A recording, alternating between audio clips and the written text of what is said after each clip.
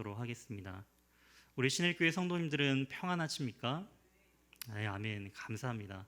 우리가 이 땅을 살아가면서 그 평안을 누린다는 것, 과연 하늘로부터 임한 평안이십니까? 아니면 우리가 열심히 신앙생활하면서 하나님을 찾고 구하고 의지함을 통해서 얻게 되는 평안입니까? 참 이 부분들을 저도 이 본문을 준비하면서 말씀을 준비하면서 많은 고민들을 해봤습니다.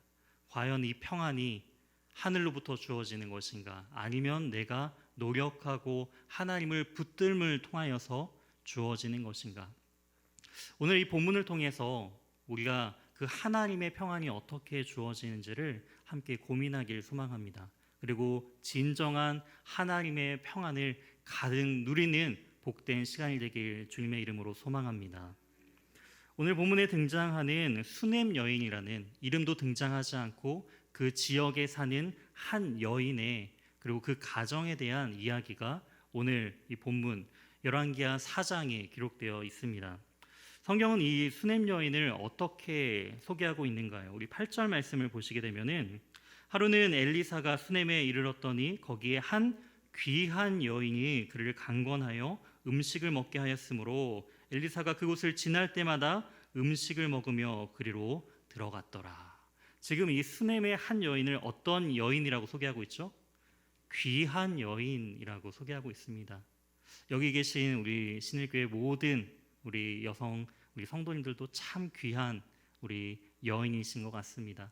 그런 것처럼 이 하나님의 사람, 즉 엘리사가 자신의 지역 이 수넴에 올 때마다 이 귀한 여인은 강권하여서 꼭 자신의 집에 들려서 꼭 들리시라고 말씀하면서 귀하게 하나님의 사람 이 엘리사를 섬겼다라는 것이죠.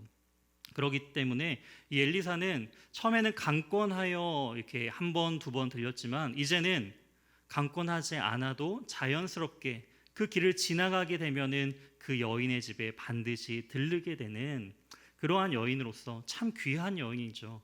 하나님의 사람을 참으로 귀하게 섬겼던 한 여인이라고 이 수넴 여인을 지금 소개하고 있습니다. 이 수넴 여인은요, 엘리사를 어떻게 섬겼는가? 9절 말씀을 보니까 여인이 그의 남편에게 이제 말을 하는 거예요.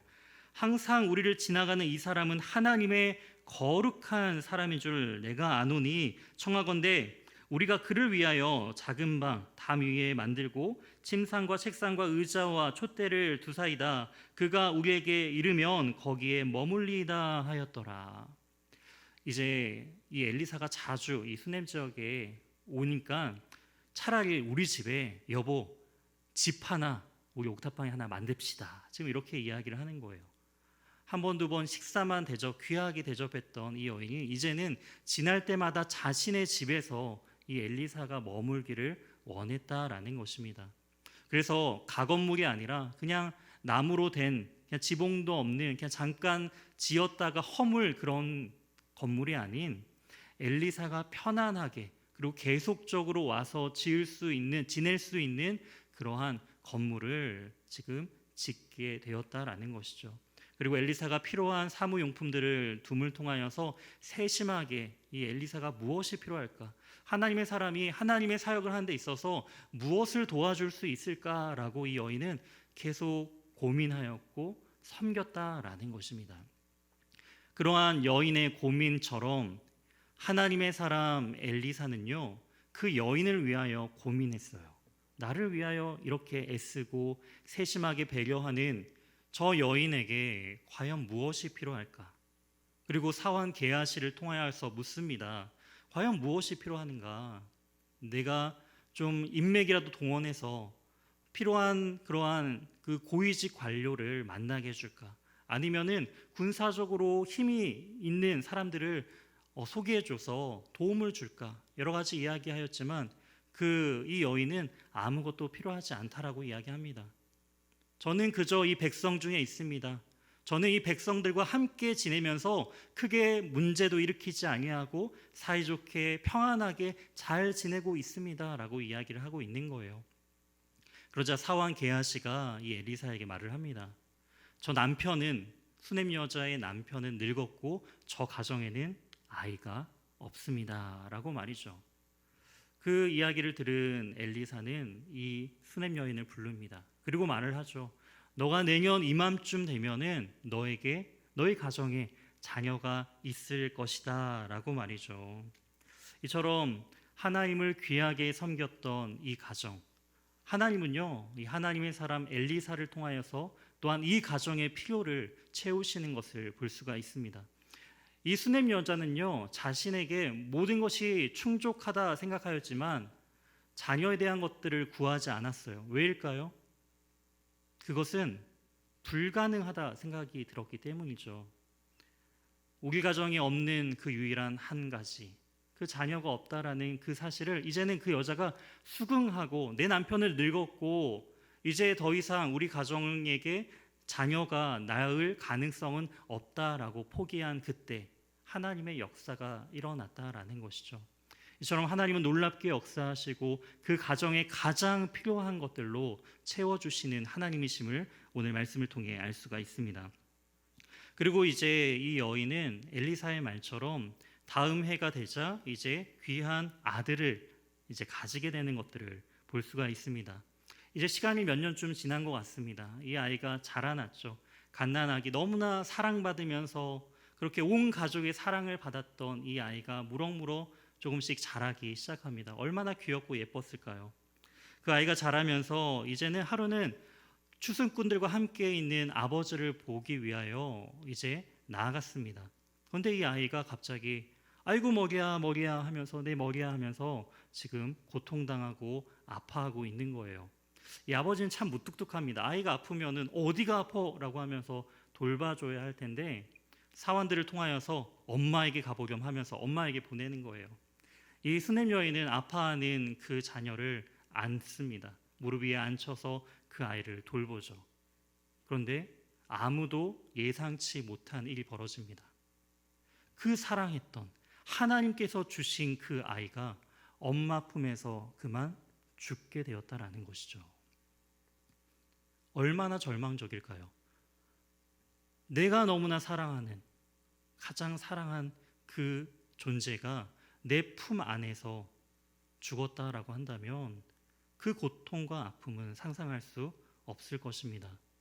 저도 초등학교 때 그 학교 앞에서 병아리를 팔잖아요. 예전에 사람들은, 지금은 아니지만 이 80년대생들은 아마 기억을 하실 것입니다.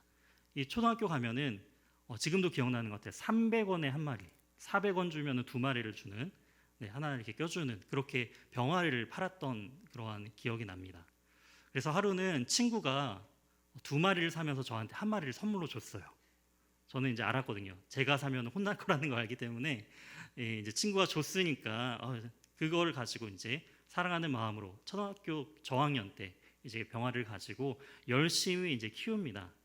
그런데 아시다시피 얘네들이 며칠 못 가요. 며칠 못 가고 이렇게 해롱해롱 앓다가 제가 정말 저의 품에서 이 병아리가 이렇게 고개가 넘어가면서 죽은 모습을 제가 처음으로 보게 되었습니다. 그 충격에 저는요, 제가 한 2학년 때쯤에 한 요 일들이 있었는데요. 제가 6학년 때까지 달걀을 먹지 않았습니다.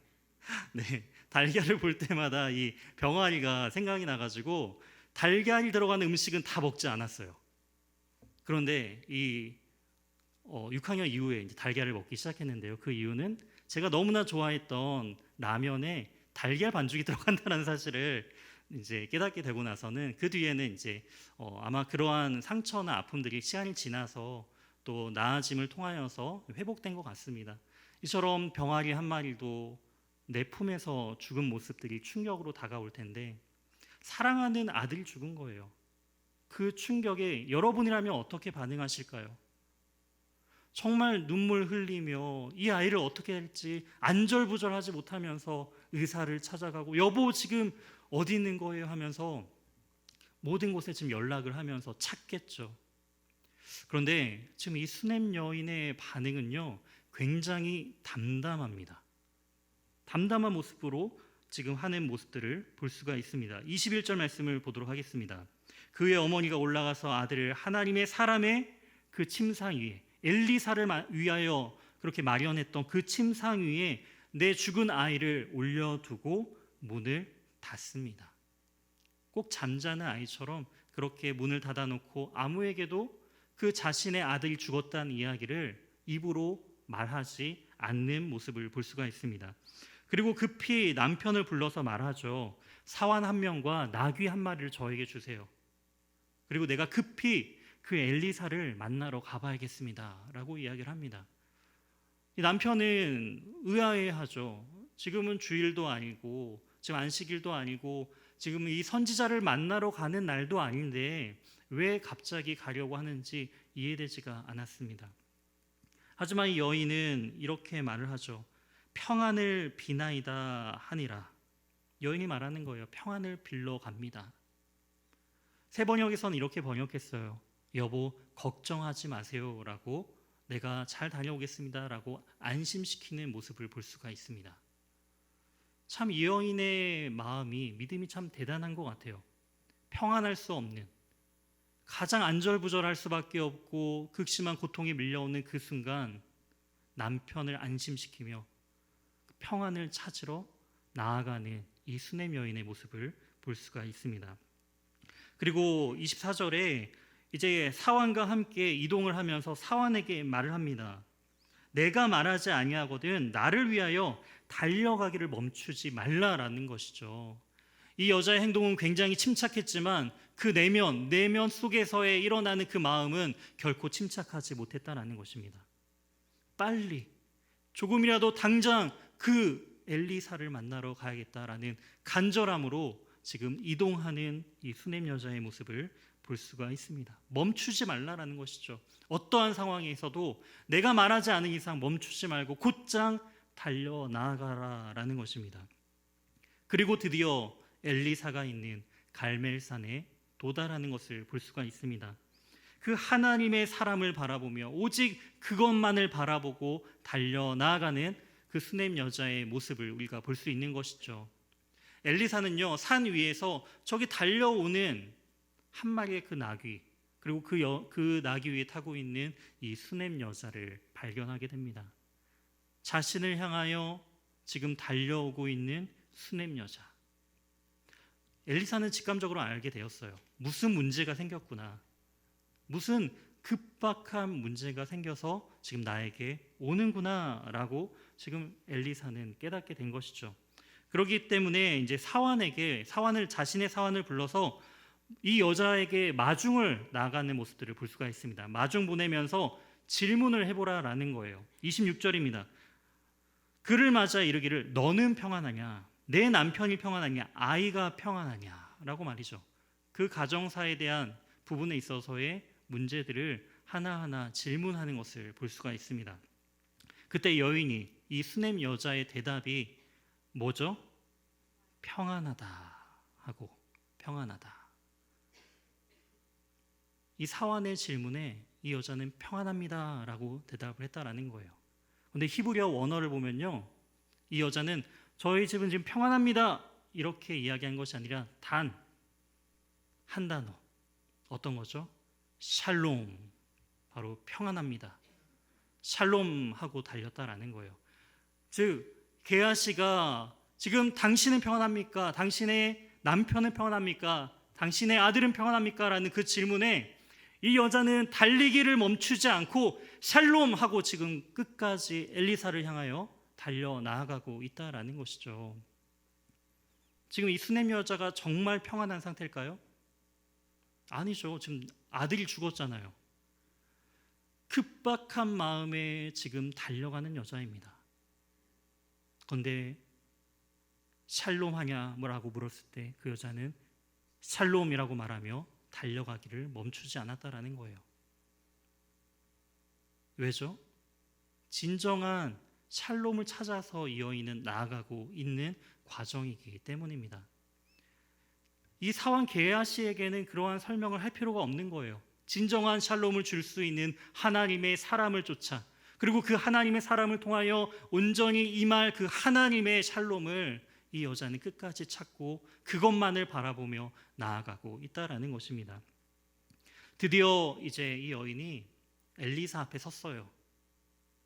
그리고 그 여자의 그 마음 내면에 그 깊은 슬픔과 아픔이 터져 나오기 시작했죠. 27절입니다. 산에 이르러 하나님의 사람에게 나아가서 그 발을 아는지라. 이 여자가 지금 남자의 발을 잡고 있었다라는 거예요. 당시의 문화적 배경으로는 굉장히 일어나기 힘든 상황, 정말 간절한 모습으로 그 선지자 엘리사를 붙들고 있는 이 여인의 간절함을 우리가 볼 수가 있습니다. 그렇기 때문에 게하시가 너무 놀란 거예요. 여자가 지금 자신의 주인인 엘리사의 발을 붙잡고 있으니까 지금 그 사람을 떨어뜨려 놓으려고 하니까 이 엘리사가 말합니다. 가만두어라. 그의 영혼이 괴로워서 그런 거야. 그의 영혼이 괴로워서. 얼마나 괴로웠을까요? 하지만 이 여인은 그 자신의 괴로움을 자신의 남편을 통하여 풀지 않습니다. 사환 게하시를 통해 풀지 않았다라는 거예요. 곧장 하나님의 사람에게로 달려와 이야기하는 것을 볼 수가 있습니다.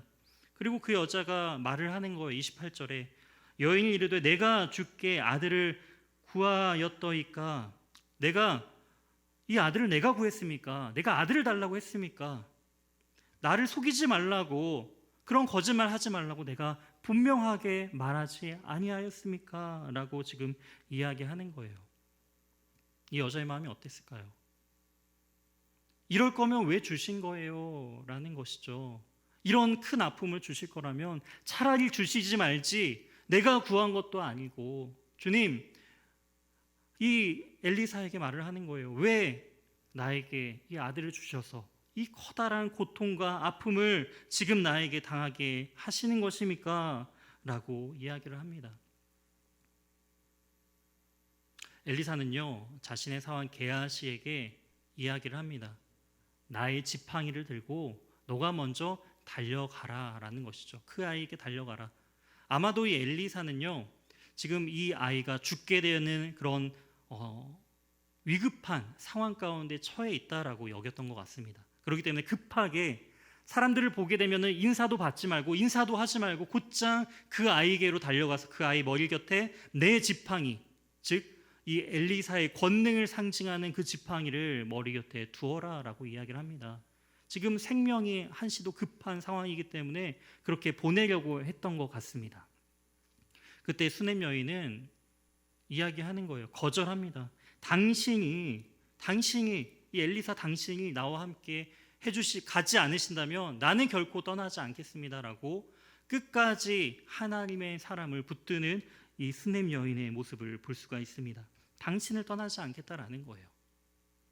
이 모습은 꼭 엘리야를 끝까지 붙들었던, 그리고 엘리야에게 당신의 능력의 갑절을 간구했던 엘리사의 모습을 회상하게 합니다. 끝까지 이 엘리야를 붙든 것처럼 이 수넴 여인도 이 엘리사를 붙들고 있는 거예요. 다른 것이 아닌 오직 하나님의 사람만이 이 문제를 해결해 줄 수 있다라는 확신을 가지고 끝까지 이 여인은 붙들고 있었다라는 것이죠. 함께 이제 이 엘리사가 이 여인과 함께 수넴 여인의 집으로 갑니다. 먼저 갔던 게하시는 엘리사의 말대로 엘리사의 지팡이를 그 아이의 곁에 두었지만 그 아이는 다시 회생하지 않았어요. 그리고 나서 이제 엘리사가 도착하는 모습들을 볼 수가 있습니다. 31절과 32절 말씀입니다. 게하시가 그들보다 앞서가서 지팡이를 그 아이의 얼굴에 놓았으나 소리도 없고 듣지도 아니하는지라 돌아와서 엘리사를 맞아 그에게 말하여 아이가 깨지 아니하였나이다 하니라. 엘리사가 집에 들어가 보니 아이가 죽었는데 아이가 죽어 있다. 엘리사는 아마도 이때 아이가 죽었다라는 것을 처음 알게 된 것 같아요. 그러니까 이 게하시가 자신의 지팡이를 두었을 때 아이는 여전히 죽어 있었죠. 사태의 심각성을 이제 엘리사가 깨닫습니다. 아이가 죽었구나. 아이가 죽었구나. 들어가서 문을 닫습니다. 이제 두 사람뿐이죠. 죽은 아이와 엘리사. 엘리사는 이 상황 가운데, 이 절망의 가정 가운데, 평안이 없는 이 가정 가운데 무엇을 했을까요? 참 목사로서 저도 교구 사역을 이제 시작을 하면서 성도님들의 그러한 아픔을 마주할 때가 이제 더 점점 많아지는 것 같아요. 그럴 때마다 그러한 절망적인 문제 앞에서 목회자로서 저는 무엇을 할 수 있는가라는 그런 고민들을 참 많이 하게 됩니다. 너무나 절망 가운데 슬픔을 당한 그 가정들을 볼 때마다 무엇을 할 수 있는가? 나는 아무것도 할 수 없는 연약한 존재인데 과연 하나님께서 나를 이 신일교회에 또한 교구 목사로 세워주셨는데 과연 무엇으로 위로할 수 있는가? 무엇으로 다시금 회복시킬 수 있는가라는 고민들을 참 많이 했습니다. 그럴 때마다 기도했죠. 직접 만나러 가지 못하는 상황 가운데 전화로 기도합니다. 그 짧은 기도에 우시면서 감사하다고 말하는 그 성도님들의 그 이야기를 들을 때마다 하나님께서 역사하시고 어루만지시고 회복시키시는 그 하나님의 은혜를 발견하게 되죠. 엘리사는 하나님께 기도하기 시작했어요. 간절하게 지금 기도를 하고 있는 것입니다. 어떻게 기도하는지 우리가 한번 보도록 하겠습니다. 34절 말씀 우리가 함께 합독하여 읽도록 하겠습니다. 아이 위에 올라 엎드려 자기 입을 그의 입에 자기 눈을 그의 눈에 자기 손을 그의 손에 대고 그의 몸에 엎드리니 아이의 살이 차차 따뜻하더라. 아멘. 엘리사는 지금 죽은 아이에게 자신의 몸을 그대로 덮고 있는 모습들을 볼 수가 있습니다. 지금 엘리사는 기도하고 있는 거예요. 간절하게. 어떻게 기도하고 있는 거죠? 당시의 구약의 율법으로 봤을 때 시체를 만지는 자는 7일간 부정하게 됩니다. 그런데 만지는 게 아니죠. 자신의 눈을 그 아이의 눈에, 자신의 입을 그 아이의 입에 맞추며 자신의 전부를 그 아이에게 덮으면서 간절하게 지금 기도하고 있는 거예요. 하나님이 이 아이를 살려주시옵소서. 주님, 이 아이를 살려주시지 않는다면 제가 부정해지겠습니다. 주님, 제 전 인격과 제 전 존재를 걸고 이 아이를 위하여 지금 간절하게 지금 기도하고 있는 엘리사의 모습을 우리는 볼 수가 있습니다. 하나님은 이 기도에 응답하시죠. 그리고 그 아이의 생명이 차차 돌아오는 것을 볼 수가 있습니다. 괴로움에 엘리사에게 무릎 꿇며 엘리사의 발을 붙잡으며 왜 나에게 구하지도 않은 아들을 주셨냐라고 울부짖었던 그 여인의 상황이 바뀝니다. 37절 말씀입니다. 함께 읽도록 하겠습니다. 여인이 들어가서 엘리사의 발 앞에 땅에 엎드려 절하고 아들을 안고 나가니라. 죽었던 아이가, 내 품에서 죽었던 아이가 이제 살아난 거예요. 이것이 평안입니다. 하나님께서 주신 평안과 기쁨이다라는 것이죠. 그렇다면 이 평안, 오늘 이 말씀을 통하여 이 시대를 살아가고 있는 우리에게 주시는 하나님의 평안이란 과연 무엇일까요? 평안은요, 주어지는 것입니다. 뭐라고요? 평안은 주어지는 것이에요. 우리 빌립보서 1장 3절 말씀을 함께 읽도록 하겠습니다. 하나님이 우리 아버지와 주 예수 그리스도로부터 은혜와 평강이 너희에게 있을지어다. 아멘. 지금 하나님 우리 아버지와 주 예수 그리스도로부터 은혜와 평강이 너희에게 있을 것이다 라고 지금 이야기를 하고 있습니다. 하나님으로부터, 예수 그리스도로부터 평강이 임하게 된다라는 것입니다. 믿으십니까? 하나님께서 이 가정 가운데, 이 수냄 여자의 가정 가운데 진정한 평안으로 바로 아들을 주셨다라는 거예요. 가장 필요한 평안이 무엇인지를 주님께서 아시고 채워주신다라는 것이죠. 우리의 인생 가운데서도 우리 인생 가운데 무엇이 필요한지 때로는 우리는 잘 알지 못해요.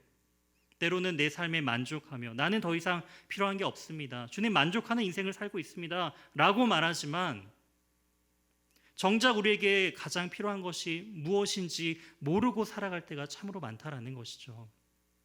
하지만 하나님께서는 우리의 필요를 아십니다. 그리고 우리를 진정한 평안의 길로 우리를 초대하시고 또한 우리를 평안을 주시는 하나님이시다라는 것이죠. 그렇기 때문에 우리는 하나님의 은혜를 사모하며 하나님께서 주실 그 평강을 기대함으로 나아가야 된다라는 것입니다.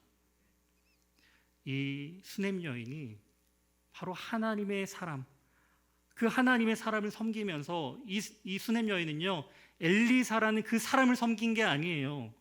바로 엘리사를 통하여 역사하시는 하나님을 지금 온전히 섬기고 있었다라는 것입니다. 세상은 수많은 이단들과 우상들을 섬기는 가정 가운데 이 가정은 하나님을 섬기는 가정들로 그들의 신앙과 믿음을 지키고 있었다라는 거예요. 그랬을 때 하나님께서는 이 가정에 진정한 샬롬을 부어주시는 하나님이심을 지금 보여주십니다. 하나님께서 말씀하시는 거예요. 그래, 너가 원하지 않았던 자녀를 내가 주었다라는 거예요. 하지만 그 원치 않았던 자녀, 하나님께서 도로 데려가셨을 때 그 여자는 어떻게 반응하죠? 원래 없었던 자녀니까 주님 데려가시면 알아서 데려가세요. 이렇게 반응하지 않았다라는 거예요. 그 여자는 다시금 하나님을 온전히 붙잡으면서 하나님만 온전히 의지하면서 나아간 거예요. 아들을 살려달라고. 이 여자는 끝까지 엘리사를 찾아가면서 자신의 아들이 죽었다라는 이야기를 단 한마디도 하지 않습니다. 남편에게도 사환에게도 심지어 엘리사에게도 자신의 아들이 죽었다라고 이야기를 하지 않아요. 왜요? 하나님께서 주셨다면 이 죽음 가운데서도 나의 아들이 다시금 살아날 것을 이 여인은 굳게 믿고 나아갔기 때문이에요. 하나님이 주셨겠다는 그러한 확고한 믿음과 샬롬이 다시 회복될 것을 이 여자는 끝까지 믿고 나아갔다는 것입니다. 그리고 하나님은 그 부르심에, 그 간절함에 응답하셨다라는 것입니다. 우리에게도 그러한 샬롬이 있길 소망합니다. 하나님이 부어주시는 온전한 평강, 샬롬이 우리의 삶 가운데 온전히 임하기를 주님의 이름으로 축원드립니다. 또 한 가지는 평안은요, 붙드는 것입니다. 평안은 어떤 것이라고요? 붙드는 것입니다. 로마서 8장 6절 말씀 우리 함께 합독하도록 하겠습니다. 육신의 생각은 사망이요 영의 생각은 생명과 평안이니라. 아멘. 육신의 생각은 사망이에요. 하지만 영의 생각은 무엇이라고요? 생명과 평안이다라는 것이죠. 세상의 방법으로는, 육신의 생각으로는 죽은 아이는 살아날 수가 없어요. 하지만 영의 생각, 하나님을 온전히 신뢰하는 그러한 삶 가운데 새로운 생명을 깨닫습니다. 다시금 생명을 주시는 하나님의 놀라우신 그 평강을 맛보게 된다라는 것이죠. 이 여자는 끝까지 붙들었어요. 그 하나님의 샬롬을 붙들었다라는 거예요. 평안하냐 물었을 때 이 여자는 평안하지 않은 가운데서도 평안을 선포하였습니다. 주님, 그렇습니다. 내가 지금 주님께 나아갑니다. 평안을 위해 나아갑니다. 주님, 나의 이러한 고통스러운 괴로운 마음 가운데 평안을 주시옵소서. 이 여자는 끝까지 하나님의 사람, 즉 하나님만을 붙들고 나아갔다라는 것입니다. 우리가 붙들어야 할 것은 무엇인가요? 육의 생각이요? 세상의 방법이요? 우리는 영의 생각으로 생명을, 하나님의 그 샬롬을 온전히 붙들며 나아가길 소망합니다. 지난주 저희 교구에 한 권사님이 계단에서 구르셨습니다. 넘어지셨어요. 크게 넘어지시면서 머리를 다치시고 또한 이 허벅지 부분, 고관절 부분에 이제 심하게 다치셔서 급하게 수술을 해야 할 상황이 된 거예요. 다른 여기 이제 집사님이 그 소식을 듣고 급하게 가서 어머니와 함께 병원에 갔습니다. 병원에 갔지만 그 새벽에도 그 응급실에 발 디딜 틈 없을 정도로 지금 환자들이 너무나 많았대요. 그리고 올해 6시간이나 기다려서 겨우 MRI와 CT를 찍었지만 다행히 머리에는 아무런 이상이 없는데 이 고관절 부분에는 수술이 필요하지만 급박한 환자가 아니다라는 판정을 받은 거예요. 하루가 지나갑니다. 이틀이 되어갑니다. 그냥 무작정 기다릴 수밖에 없는 거예요. 고통스러워하는 어머니의 모습을 보면서 이 딸은 얼마나 마음 가운데 불안했을까요? 언제까지 기다려야 하는가? 다른 병원에 가야 하는가? 가도 바로 수술을 받을 수 있을까? 그냥 여기서 기다리는 게 나을까? 수많은 고민을 합니다. 그러면서 자신의 가족 중에 정형외과 의사가 있었대요. 여러분이라면 어떻게 하시겠어요? 바로 전화하겠죠. 지금 우리 엄마가 이렇게 다쳤는데 어디 연결해 줄 병원 없냐고 바로 전화하겠죠. 그런데 이 집사님이요, 주일에 담임 목사님께서 하셨던 그 말씀이 늘 계속 머리에 떠오르더래요. 사람의 방법으로 하지 말고 하나님의 방법으로 하라라는 그 말씀이 계속 머리에 돌더래요. 그래서 친척인 의사인 친척에게 전화하지 않았답니다. 전화하지 않고 하나님께 기도했대요. 하나님, 우리 어머니, 우리 엄마 수술 받아야 하는데 주님께서 지금 이 길을 잘 받을 수 있도록 도와주세요. 기도했대요. 그리고 이 대학병원에서 말고 이제 집 근처에 있는 조금 더 작은 병원으로 이동했다고 합니다. 대학병원에서는 지금 큰 수술을 해야 된다라고, 지금 이 뼈가 이 살을 찌르기 때문에 지금 큰 수술, 잘라내고 다시 이어붙여야 되는 그러한 대형 수술을 아마 받아야 될 것 같다라는 이야기를 했대요. 그런데 생각지도 않게 이 조그만한 더 작은 병원에 와서 다시 검사를 받았는데 지금 보니까 상황이 금이 가 있는 상태이기 때문에 이거는 그렇게 큰 수술을 받지 않아도 될 것 같다라고 지금 이야기를 했다라고 합니다. 하나님께서 더 작은 병원이지만 그곳에서 또한 하나님께서 더 선하게 그 길을 인도하셨다라는 그러한 간증을 하시더라고요. 그리고 이제 수술을 받게 이제 다음 날 바로 이제 수술을 받을 수 있는 그런 차례가 되었대요. 그래서 아침에 이제 수술을 받으려고 하는데 이제 수술 받기 전에 무슨 약을 먹는지를 다 체크를 하잖아요. 그런데 그 권사님이 고혈압 약을 드시고 있는데 그 고혈압 약이 수술을 당장 받을 수 없는 약이었대요. 그러니까 이제 수술이 미뤄지게 된 거죠.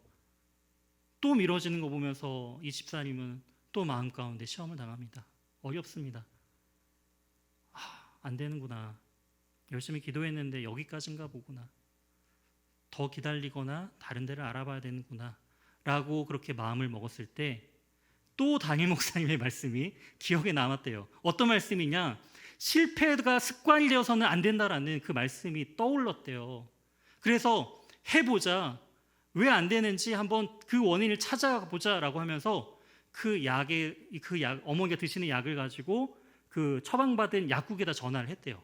그래서 정말 수술을 받을 수 없는 약이냐 확인을 했는데 너무나 감사하게도 이 권사님이 다른 약통에다가 그 약을 집어넣었던 거예요. 그러니까 약 성분이, 그 간호사는 그 병 안에 있는 성분을 보고 수술을 받을 수 없다라고 말했는데 알고 보니까 받을 수 있게 된 거예요. 그래서 너무나 감사하게 하나님의 섭리 가운데 원래는 더 크게 수술을 받아야 하는 것도 더 그 딱 필요한 만큼, 그리고 수술도 미뤄질 수밖에 없는 상황이었지만 정말 하나님의 은혜 가운데 무사히 수술을 받으면서 정말 하나님의 말씀 가운데 참된 은혜와 평강을 누렸다고 그렇게 전화로 저한테 이야기해 주셨던 그 간증을 들으면서 그렇구나. 하나님의 백성들은 하나님의 말씀을 붙드는 인생 가운데 하나님께서 역사하시고 참된 평안을 주시는구나. 정말 우리 가운데 말씀이 떠오르시나요? 정말 하나님의 말씀, 위기의 순간 가운데 정말 우리의 지인에게 연락하면 쉽잖아요. 지인이 아니라 하나님께 기도하고, 포기할 수밖에 없는 전문가가 말하잖아요. 간호사가 안 된다는데, 의사가 안 된다는데 포기하지 않고 믿음으로써 끝까지 실패하는 인생이 아니라 하나님의 말씀으로 승리하는 그러한 인생을 살아가길 소망하십니까? 바라기는 우리는 끝까지 주님 붙드는 인생으로 살아가야 합니다. 말씀 붙들고 주님 우리에게 평안을 주시옵소서. 하나님, 세대가 악해져 가고 우리를 넘어뜨리려 하고 세상의 수많은 시험들이 우리를 짓누르지만 하나님, 주의 참된 평안으로 주의 말씀으로 우리를 새롭게 하여 주시옵소서. 그러한 믿음으로 진정한 평안을 누리며 살아가는 저와 사랑하는 우리 신일교회 모든 성도님들 되시길 주님의 이름으로 축원드립니다. 함께 기도하시겠습니다.